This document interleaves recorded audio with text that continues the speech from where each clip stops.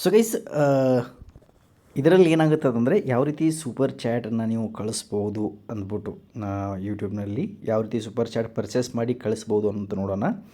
ಏನು ಅಂತಂದರೆ, ನೀವು ಯಾರಾದಿಗೆ ಸೆಂಡ್ ಮಾಡಬೇಕು ಅಂತಂದರೆ ಇಲ್ಲಿ ನೋಡ್ಬೋದು, ಈ ಒಂದು ಸಿಂಗರ್ಸ್ ಇದ್ದಾರೆ, ಲೈವ್ ಸ್ಟ್ರೀಮಿಂಗ್ ಸಿಂಗ್ಸ್ ಮಾಡ್ತಿರ್ತಾರೆ.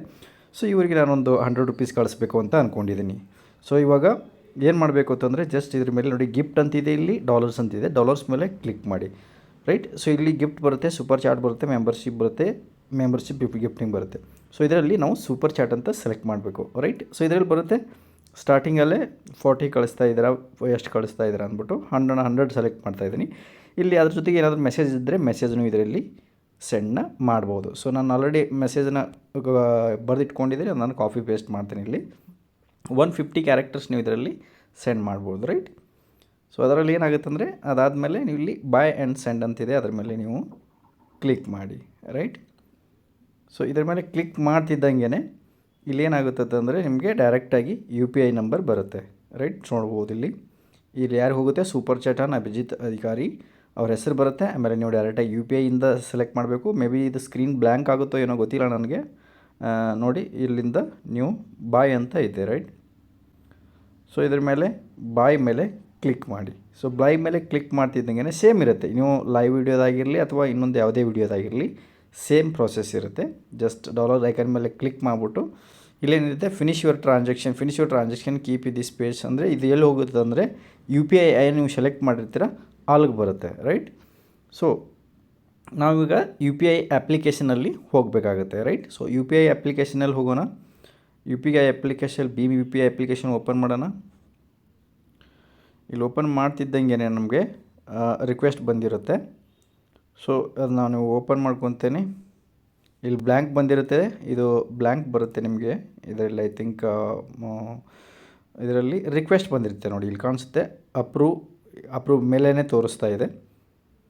ರೈಟ್.